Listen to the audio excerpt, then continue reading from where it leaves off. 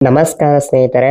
ನಿನ್ನೆಯ big boss ಎಪಿಸೋಡ್‌ನಲ್ಲಿ ಏನೇನೆಲ್ಲ ವಿಚಾರಗಳು ನಡೀತು, ಮತ್ತೆ ಯಾರ್ಯಾರು ಯಾರ್ಯಾರನ್ನ ನಾಮಿನೇಟ್ ಮಾಡಿದ್ದಾರೆ, ಮತ್ತೆ ಈ ವಾರ ನಾಮಿನೇಷನ್ ಪ್ರಕ್ರಿಯೆಯಲ್ಲಿ ಯಾರ್ಯಾರಿದ್ದಾರೆ, ಜೊತೆಗೆ ಈ ವಾರದ ಟಾಸ್ಕ್ ಯಾವ ಥರ ಇರುತ್ತೆ, ಇದ್ರ ಬಗ್ಗೆ ಎಲ್ಲ ಈ ಒಂದು ವಿಡಿಯೋದಲ್ಲಿ ಒಂದು ಕ್ವಿಕ್ ಆಗಿ ರಿವ್ಯೂ ಮಾಡ್ತಾ ಇದ್ದೀನಿ. ಸೊ ಅದಕ್ಕೂ ಮುಂಚೆ ನೀವೇನು ನಮ್ಮ ಯೂಟ್ಯೂಬ್ ಚಾನಲ್‌ನ ಸಬ್ಸ್ಕ್ರೈಬ್ ಆಗಿಲ್ಲ ಅಂದರೆ ಈ ಕೂಡಲೇ ಸಬ್ಸ್ಕ್ರೈಬ್ ಮಾಡ್ಕೊಳ್ಳಿ. ಹಾಗೆ ಬೆಲ್ ಬಟನ್ನ ಕ್ಲಿಕ್ ಮಾಡ್ಕೊಳ್ಳಿ. ಈ ರೀತಿ ಕ್ಲಿಕ್ ಮಾಡೋದ್ರಿಂದ ನಾವು ಇದೇ ರೀತಿ ಬಿಗ್ ಬಾಸ್ ರಿಲೇಟೆಡ್ ವಿಡಿಯೋಸ್ಗಳು ಅಪ್ಲೋಡ್ ಮಾಡ್ತು ಅಂದರೆ ನೋಟಿಫಿಕೇಶನ್ ಅನ್ನೋದು ಬರ್ತಾ ಇರುತ್ತೆ. ಸೊ ಮೊದಲನೇದಾಗಿ ನಿನ್ನೆಯ ಒಂದು ಬಿಗ್ ಬಾಸ್ ಎಪಿಸೋಡ್‌ನಲ್ಲಿ ಏನಪ್ಪ ನಡೀತು ಅಂತ ನೋಡೋದಾದ್ರೆ, ಮುಂದುವರೆದ ಒಂದು ನಾಮಿನೇಷನ್ ಪ್ರಕ್ರಿಯೆ ಅನ್ನೋದು ತೋರಿಸ್ತಾರೆ ಅಂತ ಹೇಳ್ಬೋದು. ಸೊ ಮೊನ್ನೆ ಎಪಿಸೋಡಲ್ಲೂ ಕೂಡ ಒಂದಷ್ಟು ಜನ ನಾಮಿನೇಷನ್ ಪ್ರಕ್ರಿಯೆನ ಕಂಪ್ಲೀಟ್ ಮಾಡಿರ್ತಾರೆ ಅಂತಾನೆ ಹೇಳ್ಬೋದು. ಸೊ ನಿನ್ನೆ ಎಪಿಸೋಡಲ್ಲೂ ಕೂಡ ಅಷ್ಟೇ, ಇನ್ನು ಉಳಿದಂತಹ ಒಂದು ಮನೆ ಸದಸ್ಯರ ನಾಮಿನೇಷನ್ ಪ್ರಕ್ರಿಯೆಯನ್ನು ಕೂಡ ತೋರಿಸ್ತಾರೆ ಅಂತಾನೆ ಹೇಳ್ಬೋದು. ಇದರಲ್ಲಿ ಯಾರ್ಯಾರು ಯಾರ್ಯಾರನ್ನ ನಾಮಿನೇಟ್ ಮಾಡಿದ್ದಾರೆ ಅಂತ ಕೂಡ ತಿಳಿಸ್ಕೊಡ್ತೀನಿ. ಸೊ ಮೊದಲನೇದಾಗಿ ರಾಶಿಕಾ ಅವರು ಅವರ ಎರಡೂ ಚೂರಿಗಳನ್ನು ತಗೊಂಡು ಸ್ಪಂದನ ಹಾಗೂ ಕಾವ್ಯ ಅವ್ರನ್ನ ಚುಚ್ಚಿ ನಾಮಿನೇಟ್ ಮಾಡ್ತಾರೆ ಅಂತಾನೆ ಹೇಳ್ಬಹುದು.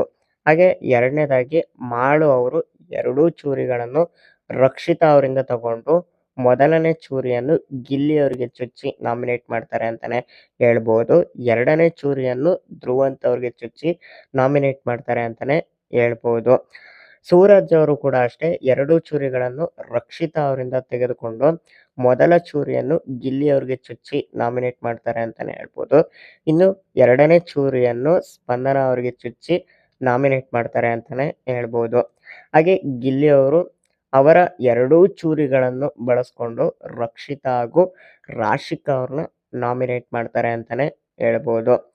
ಹಾಗೆ ಐದನೇದಾಗಿ ಸ್ಪಂದನ ಅವರು ಎರಡೂ ಚೂರಿಗಳನ್ನು ಗಿಲ್ಲಿ ಅವರಿಂದ ತೆಗೆದುಕೊಂಡು ಮೊದಲನೇ ಚೂರಿಯನ್ನು ಧ್ರುವಂತ್ ಅವ್ರಿಗೆ ಚುಚ್ಚಿ ನಾಮಿನೇಟ್ ಮಾಡ್ತಾರೆ ಅಂತಾನೆ ಹೇಳ್ಬೋದು. ಎರಡನೇ ಚೂರಿಯನ್ನು ರಾಶಿಕಾ ಅವ್ರಿಗೆ ಚುಚ್ಚಿ ನಾಮಿನೇಟ್ ಮಾಡ್ತಾರೆ ಅಂತಾನೆ ಹೇಳ್ಬೋದು. ಹಾಗೆ ಆರನೇದಾಗಿ ಅಭಿಷೇಕ್ ಅವರು ಕೂಡ ಅಷ್ಟೇ, ಅವರ ಎರಡು ಚೂರಿಗಳನ್ನು ಬಳಸ್ಕೊಂಡು ಧ್ರುವಂತ್ ಹಾಗೂ ರಕ್ಷಿತಾ ಅವ್ರನ್ನ ನಾಮಿನೇಟ್ ಮಾಡ್ತಾರೆ ಅಂತಾನೆ ಹೇಳ್ಬೋದು. ಸೊ ಈ ಒಂದು ನಾಮಿನೇಷನ್ ಪ್ರಕ್ರಿಯೆ ಏನಿರುತ್ತೆ, ಇದು ಆಲ್ಮೋಸ್ಟ್ ಮುಕ್ಕಾಲ್ ಭಾಗ ಎಪಿಸೋಡ್ ಅನ್ನೋದು ಇದನ್ನೇ ತೋರಿಸಿದ್ದಾರೆ ಅಂತಾನೆ ಹೇಳ್ಬೋದು. ಮೊನ್ನೆ ಕೂಡ ಅದೇ ಥರ ಆಯಿತು. ಆಲ್ಮೋಸ್ಟ್ ಅರ್ಧಕ್ಕರ್ಧ ಎಪಿಸೋಡು ನಾಮಿನೇಷನ್ ಪ್ರಕ್ರಿಯೆಯನ್ನೇ ತೋರಿಸಿದ್ರು.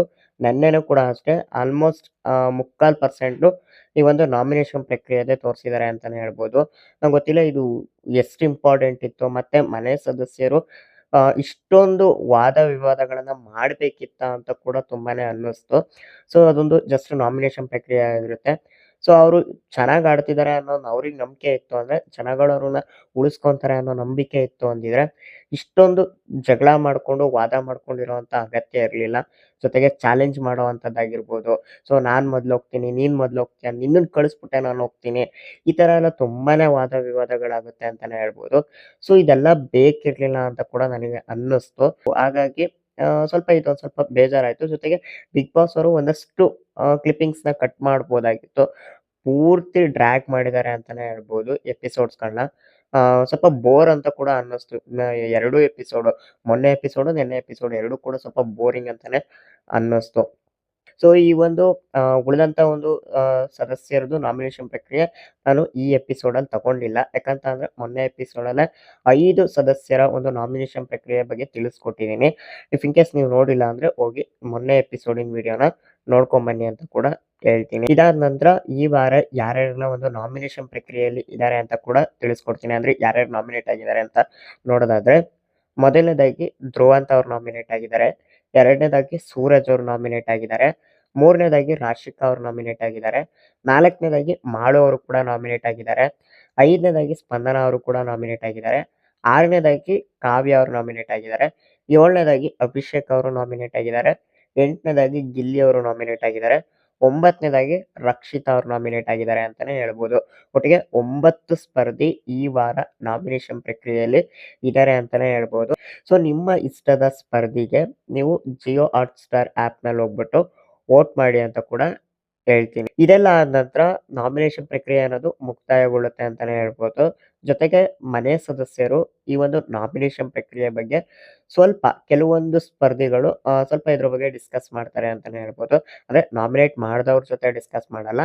ಸೊ ಅವ್ರಿಗೆ ಒಂದು ಇಷ್ಟದ ಒಂದು ಸ್ಪರ್ಧಿಗಳ ಜೊತೆ ಇದ್ರ ಬಗ್ಗೆ ಸ್ವಲ್ಪ ಮಾತಾಡ್ತಾರೆ. ಸೊ ಅವ್ರು ಈ ತರ ರೀಸನ್ ಕೊಟ್ಟಿದ್ದು ನಂಗೆ ಇಷ್ಟ ಆಗ್ಲಿಲ್ಲ, ಅಥವಾ ಅವ್ರು ನನ್ನ ನಾಮಿನೇಟ್ ಮಾಡಿದ್ದೇ ಸರಿ ಅನ್ನಿಸ್ಲಿಲ್ಲ. ಸೊ ಈ ರೀತಿ ಸ್ವಲ್ಪ ಮಾತಾಡ್ಕೊಂತಾರೆ ಅಂತಾನೆ ಹೇಳ್ಬೋದು.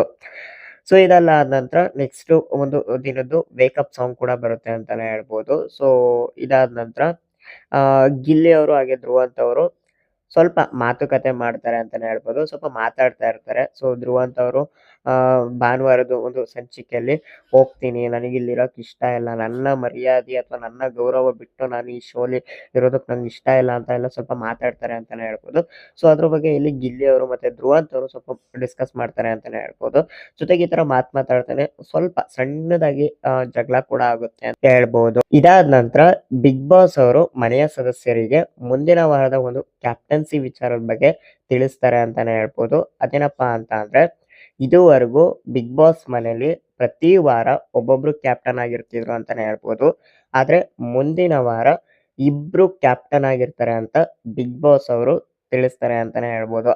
ಹಾಗಾಗಿ ಇಬ್ರು ಕ್ಯಾಪ್ಟನ್ ಆಗೋದಕ್ಕೋಸ್ಕರ ಈ ವಾರದ ಒಂದು ಟಾಸ್ಕ್ ಗಳಲ್ಲಿ ಜೋಡಿಗಳಾಗಿ ಇರಬೇಕು. ಅಂದ್ರೆ ಒಬ್ಬ ಪುರುಷ ಸದಸ್ಯ, ಒಬ್ಬ ಮಹಿಳಾ ಸದಸ್ಯೆ ಇಬ್ರು ಜೋಡಿಯಾಗಿ ಈ ವಾರದ ಒಂದು ಟಾಸ್ಕ್ ಗಳನ್ನ ಆಡ್ಬೇಕು ಅಂತ ಕೂಡ ಹೇಳ್ತಾರೆ. ಇದ್ರ ಜೊತೆಗೆ ಜೋಡಿಗಳಾಗೋದಕ್ಕೆ ಒಂದು ಚಟುವಟಿಕೆ ಕೂಡ ಕೊಡ್ತಾರೆ ಅಂತಾನೆ ಹೇಳ್ಬೋದು. ಸೊ ಚಟುವಟಿಕೆ ಯಾವ ತರ ಇರುತ್ತಪ್ಪ ಅಂತ ನೋಡೋದಾದ್ರೆ, ಮನೆಯ ಮಹಿಳಾ ಸದಸ್ಯರು ಮನೆಯ ಪುರುಷ ಸದಸ್ಯರನ್ನ ಯಾರನ್ನ ಆಯ್ಕೆ ಮಾಡ್ಕೊಬೇಕು ಅಥವಾ ಯಾರನ್ನ ಆಯ್ಕೆ ಮಾಡ್ಕೊಬಾರ್ದು ಅಂತ ಸೊ ಅವರಿಗೆ ಒಂದು ಆಪ್ಷನ್ ಕೊಡ್ತಾರೆ ಅಂತಾನೆ ಹೇಳ್ಬೋದು. ಸೊ ಇಲ್ಲಿ ಏನಂತ ಅಂದ್ರೆ, ಕ್ಯಾಪ್ಟನ್ ಆದಂತಹ ಧನುಷ್ ಅವರು ಒಂದು ಕಾಲಕ್ಕೆ ಮನೆಯ ಪುರುಷ ಸದಸ್ಯರನ್ನು ಒಬ್ಬರಾದ ನಂತರ ಒಬ್ಬರಂತೆ ವೇದಿಕೆಗೆ ಕರೆದು ಸೊ ಅವ್ರನ್ನ ಏನಕ್ಕೆ ಆಯ್ಕೆ ಮಾಡ್ಕೊಬೇಕು, ಆಯ್ಕೆ ಮಾಡ್ಕೊಂತು ಅಂದ್ರೆ ಸೊ ಅವರಿಂದ ಏನು ಒಂದು ಪ್ರಯೋಜನಗಳು ಸಿಗುತ್ತೆ, ಮನೆಯ ಒಂದು ಮಹಿಳಾ ಸದಸ್ಯರಿಗೆ ಜೋಡಿಯಾಗಿ ಆಯ್ಕೆ ಮಾಡ್ಕೊಂಡ್ರೆ ಏನೇನೆಲ್ಲ ಒಂದು ಅಡ್ವಾಂಟೇಜಸ್ಗಳು ಸಿಗುತ್ತೆ ಅಂತ ಪುರುಷ ಸದಸ್ಯರು ಕನ್ವಿನ್ಸ್ ಮಾಡ್ಬೇಕಾಗಿರುತ್ತೆ. ಸೊ ಅದರಲ್ಲಿ ಏನಾದ್ರು ಮಹಿಳಾ ಸದಸ್ಯರು ಕನ್ವಿನ್ಸ್ ಆಗಿದ್ರು, ಇಲ್ಲ ಕನ್ವಿನ್ಸ್ ಆಗಿಲ್ಲ ಅಂದ್ರೆ ಒಂದು ಬೋರ್ಡ್ ಇರುತ್ತೆ. ಸೊ ಆ ಬೋರ್ಡ್ ಅಲ್ಲಿ ಬೇಕು ಅಥವಾ ಬೇಡ ಅಂತ ತೋರಿಸ್ಬೇಕಾಗಿರುತ್ತೆ. ಸೊ ಇಲ್ಲಿ ಏನಪ್ಪಾ ಅಂತ ಅಂದ್ರೆ, ಮನೆಯ ಮಹಿಳಾ ಸದಸ್ಯರಲ್ಲಿ ಒಬ್ರು ಏನಾದ್ರು ಬೇಕು ಅಂತ ತೋರ್ಸಿದ್ರೆ ಆ ಒಂದು ಮಹಿಳಾ ಸದಸ್ಯಗೆ ವೇದಿಕೆ ಮೇಲೆ ನಿಂತಹ ಪುರುಷ ಸದಸ್ಯರು ಜೋಡಿಯಾಗಿ ಆಯ್ಕೆ ಆಗ್ತಾರೆ ಅಂತಾನೆ ಹೇಳ್ಬೋದು. ಇಫ್ ಇನ್ ಕೇಸ್ ಇಬ್ರು ಅಥವಾ 3 ಜನ ಬೇಕು ಅಂತ ಏನಾದ್ರು ತೋರ್ಸಿದ್ರು ಅಂತ ಅಂದ್ರೆ ಸೊ ಏನ್ ವೇದಿಕೆ ಮೇಲೆ ನಿಂತಿರ್ತಾರೆ ಪುರುಷ ಸದಸ್ಯರು. ಸೊ ಅವರು ಈ ಒಂದು ಮಹಿಳಾ ಸದಸ್ಯರನ್ನ ಆಯ್ಕೆ ಮಾಡುವ ಒಂದು ಅವಕಾಶ ಇರುತ್ತೆ ಅಂತ ಕೂಡ ಹೇಳ್ಬೋದು. ಒಂದು ವೇಳೆ ಮನೆಯ ಮಹಿಳಾ ಸದಸ್ಯರುಗಳು ಪ್ರತಿಯೊಬ್ರು ಕೂಡ ಬೇಡ ಅಂತ ಏನಾದ್ರು ಬೋರ್ಡ್ ತೋರಿಸ್ತು ಅಂದ್ರೆ ವೇದಿಕೆ ಮೇಲೆ ನಿಂತ ಪುರುಷ ಸದಸ್ಯ ಸ್ವಲ್ಪ ಹೊತ್ತು ವೆಯ್ಟ್ ಮಾಡ್ಬೇಕಾಗುತ್ತೆ. ಅಂದ್ರೆ ಇನ್ನ ಉಳಿದಂತಹ ಒಂದು ಪುರುಷ ಸದಸ್ಯರು ವೇದಿಕೆ ಮೇಲೆ ನಿಂತು ಅವ್ರನ್ನ ಏನಕ್ಕೆ ಆಯ್ಕೆ ಮಾಡ್ಕೊಬೇಕು ಅನ್ನೋದ್ರ ಬಗ್ಗೆ ಎಲ್ಲ ತಿಳಿಸಿ ಆ ಒಂದು ಏನ್ ಪ್ರಕ್ರಿಯೆ ಇರುತ್ತೆ ಚಟುವಟಿಕೆ ಅದು ಕಂಪ್ಲೀಟ್ ಆದ್ಮೇಲೆ ಮತ್ತೊಮ್ಮೆ ವೇಟಿಂಗ್ ನಿಂತಹ ಒಂದು ಪುರುಷ ಸದಸ್ಯರು ಬಂದು ಮತ್ತೆ ಅವ್ರನ್ನ ಏನಕ್ಕೆ ಆಯ್ಕೆ ಮಾಡ್ಕೋಬೇಕು ಅನ್ನೋದ್ರ ಬಗ್ಗೆ ತಿಳಿಸ್ಬೇಕಾಗಿರುತ್ತೆ, ವಿವರಿಸ್ಬೇಕಾಗಿರುತ್ತೆ. ಸೊ ಈ ರೀತಿ ಒಂದು ಚಟುವಟಿಕೆ ಅನ್ನೋದನ್ನ ಕೊಡ್ತಾರೆ ಅಂತಾನೆ ಹೇಳ್ಬೋದು. ಇದರಲ್ಲಿ ಮನೆಯ ಮಹಿಳಾ ಸದಸ್ಯರು ಯಾವ ಪುರುಷ ಸದಸ್ಯರನ್ನು ಆಯ್ಕೆ ಮಾಡ್ಕೊಂಡಿದ್ದಾರೆ ಅಂತ ನೋಡೋದಾದ್ರೆ, ಮೊದಲನೇದಾಗಿ ಧ್ರುವಂತ್ ಅವರು ವೇದಿಕೆ ಮೇಲೆ ನಿಂತು ಸೊ ಅವ್ರನ್ನ ಆಯ್ಕೆ ಮಾಡ್ಕೊಂತು ಅಂದ್ರೆ ಆಗುವ ಲಾಭದ ಬಗ್ಗೆ ಸ್ವಲ್ಪ ವಿವರಿಸ್ತಾರೆ ಅಂತಾನೆ ಹೇಳ್ಬೋದು. ಸೊ ಅದರಲ್ಲಿ ಮನೆಯ ಎಲ್ಲಾ ಮಹಿಳಾ ಸದಸ್ಯರುಗಳು ಬೇಡ ಅಂತಾನೆ ಬೋರ್ಡ್ ತೋರಿಸ್ತಾರೆ. ಸೊ ಹಾಗಾಗಿ ಧ್ರುವಂತ್ ಅವರು ವೇಟಿಂಗ್ ನಲ್ಲಿ ನಿಂತಾರೆ ಅಂತಾನೆ ಹೇಳ್ಬೋದು. ಇನ್ನು ಎರಡನೇದಾಗಿ ಮಾಳು ಅವರು ವೇದಿಕೆಗೆ ಬಂದು ಸೊ ಅವರು ಕೂಡ ಅಷ್ಟೇ ಅವ್ರನ್ನ ಆಯ್ಕೆ ಮಾಡ್ಕೊಂತು ಅಂದ್ರೆ ಸೊ ಅವರಿಂದ ಏನೇನೆಲ್ಲ ಒಂದು ಲಾಭ ಇದೆ ಅನ್ನೋದ್ರ ಬಗ್ಗೆ ವಿವರಿಸ್ತಾರೆ ಅಂತಾನೆ ಹೇಳ್ಬೋದು. ಅದರಲ್ಲಿ ಮನೆಯ ಮಹಿಳಾ ಸದಸ್ಯರುಗಳು ಅಶ್ವಿನಿ ಹಾಗೂ ರಕ್ಷಿತಾ ಅವರು ಬೇಕು ಅಂತ ಬೋರ್ಡ್ ತೋರಿಸ್ತಾರೆ ಅಂತಾನೆ ಹೇಳ್ಬೋದು. ಸೊ ಇಲ್ಲಿ ಇವಾಗ ಮಾಳು ಅವ್ರಿಗೆ ಒಂದು ಅಡ್ವಾಂಟೇಜ್ ಸಿಗುತ್ತೆ, ಇವರಿಬ್ಬರಲ್ಲಿ ಒಬ್ಬರನ್ನ ಆಯ್ಕೆ ಮಾಡುವ ಒಂದು ಆಪ್ಷನ್ ಕೂಡ ಇರುತ್ತೆ ಅಂತ ಹೇಳ್ಬೋದು. ಸೊ ಇಲ್ಲಿ ಮಾಳು ಅವರು ರಕ್ಷಿತಾ ಅವ್ರು ಬೇಕು ಅಂತ ಆಯ್ಕೆ ಮಾಡ್ಕೊಂತಾರೆ. ಸೊ ಹಾಗಾಗಿ ಮಾಳು ಹಾಗೆ ರಕ್ಷಿತಾ ಅವರು ಜೋಡಿಯಾಗಿರ್ತಾರೆ ಅಂತಾನೆ ಹೇಳ್ಬೋದು. ಇದಾದ ನಂತರ ಮೂರನೇದಾಗಿ ಅಭಿಷೇಕ್ ಅವ್ರು ಬರ್ತಾರೆ. ಅಭಿಷೇಕ್ ಅವರು ವೇದಿಕೆ ಮೇಲೆ ನಿಂತು ಸೊ ಅವ್ರನ್ನ ಆಯ್ಕೆ ಮಾಡ್ಕೊಂತು ಅಂದ್ರೆ ಏನ್ ಲಾಭ ಇದೆ ಅನ್ನೋದ್ರ ಬಗ್ಗೆ ಸ್ವಲ್ಪ ವಿವರಿಸ್ತಾರೆ ಅಂತಾನೆ ಹೇಳ್ಬೋದು. ಸೊ ಇದರಲ್ಲಿ ಮನೆಯ ಮಹಿಳಾ ಸದಸ್ಯರಲ್ಲಿ ಸ್ಪಂದನ ಅವರು ಅಭಿಷೇಕ್ ಅವ್ರು ಬೇಕು ಅಂತ ಆಯ್ಕೆ ಮಾಡ್ಕೊಂತಾರೆ ಅಂತಾನೆ ಹೇಳ್ಬೋದು. ಸೊ ಹಾಗಾಗಿ ಅಭಿಷೇಕ್ ಹಾಗೆ ಸ್ಪಂದನ ಅವರು ಜೋಡಿಯಾಗಿ ಈ ವಾರ ಟಾಸ್ಕ್ ಆಡ್ತಾರೆ ಅಂತಾನೆ ಹೇಳ್ಬೋದು. 4ನೇದಾಗಿ ರಜತ್ ಅವರು ವೇದಿಕೆ ಮೇಲೆ ಬಂದು ಸೊ ಅವ್ರನ್ನ ಆಯ್ಕೆ ಮಾಡ್ಕೊಂಡ್ರೆ ಏನೇನ್ ಲಾಭಗಳಿದೆ ಅನ್ನೋದ್ರ ಬಗ್ಗೆ ಸ್ವಲ್ಪ ವಿವರಿಸ್ತಾರೆ ಅಂತಾನೆ ಹೇಳ್ಬೋದು. ಸೊ ಅದರಲ್ಲಿ ಮನೆಯ ಮಹಿಳಾ ಸದಸ್ಯರಲ್ಲಿ ಅಶ್ವಿನಿ, ಕಾವ್ಯ ಹಾಗೂ ಚೈತ್ರ ಅವರು ಬೇಕು ಅಂತ ಬೋರ್ಡ್ ತೋರಿಸ್ತಾರೆ. ಸೊ ಇಲ್ಲಿ ರಜತ್ ಅವ್ರಿಗೂ ಕೂಡ ಆ 3 ಆಪ್ಷನ್ಸ್ ಇರುತ್ತೆ ಅಂತ ಹೇಳ್ಬೋದು. ಸೊ ಅದರಲ್ಲಿ ರಜತ್ ಅವ್ರು ಯಾರನ್ನ ಆಯ್ಕೆ ಮಾಡ್ಕೊಂತಾರೆ ಅಂದ್ರೆ ಚೈತ್ರ ಅವ್ರನ್ನ ಆಯ್ಕೆ ಮಾಡ್ಕೊಂತಾರೆ ಅಂತಾನೆ ಹೇಳ್ಬೋದು. ಹಾಗಾಗಿ ಈ ವಾರದ ಒಂದು ಟಾಸ್ಕ್ ಅಲ್ಲಿ ಚೈತ್ರ ಹಾಗೂ ರಜತ್ ಅವರು ಜೋಡಿಯಾಗಿ ಟಾಸ್ಕ್ ಗಳನ್ನ ಆಡ್ತಾರೆ ಅಂತಾನೆ ಹೇಳ್ಬೋದು. ಇದಾದ ನಂತರ 5ನೇದಾಗಿ ರಘು ಅವ್ರು ಬರ್ತಾರೆ. ರಘು ಅವರು ಕೂಡ ಅಷ್ಟೇ ವೇದಿಕೆ ಮೇಲೆ ಬಂದು ಸೊ ಅವ್ರನ್ನ ಆಯ್ಕೆ ಮಾಡ್ಕೊಂಡ್ರೆ ಏನೇನೆಲ್ಲ ಒಂದು ಲಾಭಗಳಿದೆ ಅನ್ನೋದ್ರ ಬಗ್ಗೆ ವಿವರಿಸ್ತಾರೆ ಅಂತಾನೆ ಹೇಳ್ಬೋದು. ಸೊ ಅದರಲ್ಲಿ ಮನೆಯ ಸದಸ್ಯರಲ್ಲಿ ಅಶ್ವಿನಿ ಹಾಗೂ ಕಾವ್ಯ ಅವರು ಬೇಕು ಅಂತ ಆಯ್ಕೆ ಮಾಡ್ಕೊಂತಾರೆ. ಸೊ ಇಲ್ಲಿ ರಘು ಅವ್ರಿಗೂ ಕೂಡ 2 ಆಪ್ಷನ್ಸ್ ಇರುತ್ತೆ. ಇದರಲ್ಲಿ ರಘು ಅವರು ಅಶ್ವಿನಿ ಅವ್ರನ್ನ ಆಯ್ಕೆ ಮಾಡ್ಕೊಂತಾರೆ ಅಂತಾನೆ ಹೇಳ್ಬೋದು. ಸೊ ಇನ್ನು 6ನೇದಾಗಿ ಗಿಲ್ಲಿ ಅವರು ವೇದಿಕೆ ಮೇಲೆ ಬಂದ್ಬಿಟ್ಟು ಸೊ ಅವ್ರನ್ನ ಆಯ್ಕೆ ಮಾಡ್ಕೊಂಡ್ರೆ ಏನೇನೆಲ್ಲ ಒಂದು ಲಾಭಗಳಿದೆ ಅನ್ನೋದ್ರ ಬಗ್ಗೆ ಸ್ವಲ್ಪ ವಿವರಿಸ್ತಾರೆ ಅಂತಾನೆ ಹೇಳ್ಬೋದು. ಸೊ ಅದರಲ್ಲಿ ಮನೆಯ ಮಹಿಳಾ ಸದಸ್ಯರಲ್ಲಿ ಕಾವ್ಯ ಅವರು ಗಿಲ್ಲಿ ಅವ್ರು ಬೇಕು ಅಂತ ಆಯ್ಕೆ ಮಾಡ್ಕೊಂತಾರೆ ಅಂತಾನೆ ಹೇಳ್ಬೋದು.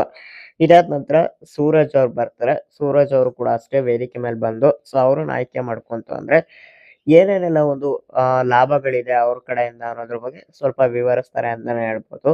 ಸೊ ಅದರಲ್ಲಿ ಮನೆಯ ಮಹಿಳಾ ಸದಸ್ಯರಲ್ಲಿ ರಾಶಿಕಾ ಅವರು ಅವ್ರನ್ನ ಆಯ್ಕೆ ಮಾಡ್ಕೊಂತಾರೆ ಅಂತಾನೆ ಹೇಳ್ಬೋದು. ಸೊ ಇದರಲ್ಲಿ ಎಲ್ಲ ಮಹಿಳಾ ಸದಸ್ಯರು ಅವರ ಒಂದು ಪಾರ್ಟ್ನರ್‌ಗಳನ್ನ ಆಯ್ಕೆ ಮಾಡ್ಕೊಂತಾರೆ ಅಂತಾನೆ ಹೇಳ್ಬೋದು. ಬಟ್ ಆದ್ರೆ ಇಲ್ಲಿ ಧ್ರುವಂತ್ ಅವರು ಒಂಟಿಯಾಗಿ ಉಳ್ಕೊಂತಾರೆ ಅಂತಾನೆ ಹೇಳ್ಬೋದು. ಸೊ ನಂಗೆ ಗೊತ್ತಿಲ್ಲ ಈ ವಾರ ಧ್ರುವಂತ್ ಅವರು ಟಾಸ್ಕ್‌ಗಳನ್ನ ಆಡೋದಕ್ಕಾಗುತ್ತೋ ಇಲ್ವೋ ಅಥವಾ ಅವ್ರಿಗೆ ಯಾವ ತರ ಒಂದು ಅವಕಾಶಗಳು ಕೊಡ್ತಾರೆ ಅನ್ನೋದ್ರ ಬಗ್ಗೆ ನಂಗೆ ಅಷ್ಟು ಗೊತ್ತಿಲ್ಲ. ಏನಾದ್ರು ಅಪ್ಡೇಟ್ ಸಿಕ್ತು ಅಂದ್ರೆ ನಾನು ಖಂಡಿತ ನಿಮ್ಗೆ ತಿಳಿಸ್ಕೊಡ್ತೀನಿ. ಇಲ್ಲ ಅಂದ್ರೆ ನಾಳೆಯ ಒಂದು ವಿಡಿಯೋದಲ್ಲಿ ಇದ್ರ ಬಗ್ಗೆ ತಿಳಿಸ್ತೀನಿ ಅಂತಾನೆ ಹೇಳ್ಬೋದು. ಸೊ ಇದಿಷ್ಟು ನೆನ್ನೆ ಎಪಿಸೋಡ್ ಅಲ್ಲಿ ನಡೆದಿರುವಂತದ್ದು. ಸೊ ನೆನ್ನೆ ಎಪಿಸೋಡ್ ಅಲ್ಲಿ ಆಗಿರ್ಬೋದು ಅಥವಾ ಮೊನ್ನೆ ಎಪಿಸೋಡ್ ಅಲ್ಲಿ ಆಗಿರ್ಬೋದು ಯಾವುದೇ ರೀತಿ ಟಾಸ್ಕ್ ಗಳಿರ್ಲಿಲ್ಲ ಅಂತಾನೆ ಹೇಳ್ಬೋದು. ಸೊ ನೋಡೋಣ ಇವತ್ತಿನ ಎಪಿಸೋಡ್ ಅಲ್ಲಿ ಮೇ ಬಿ ಟಾಸ್ಕ್ ಗಳಿರುತ್ತೆ ಅಂತಾನೆ ಹೇಳ್ಬೋದು.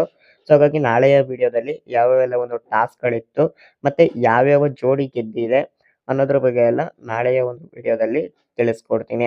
ಇನ್ನು ಈ ಒಂದು ವಿಡಿಯೋ ಇಷ್ಟ ಆಗಿತ್ತು ಅಂದ್ರೆ ಲೈಕ್ ಮಾಡಿ, ಹಾಗೆ ಇದೇ ರೀತಿ ಹೆಚ್ಚು ಬಿಗ್ ಬಾಸ್ ರಿಲೇಟೆಡ್ ವಿಡಿಯೋಸ್ಗಳಿಗಾಗಿ ನಮ್ಮ ಯೂಟ್ಯೂಬ್ ಚಾನಲ್‌ನ ಸಬ್ಸ್ಕ್ರೈಬ್ ಮಾಡ್ಕೊಳ್ಳಿ. ಧನ್ಯವಾದಗಳು.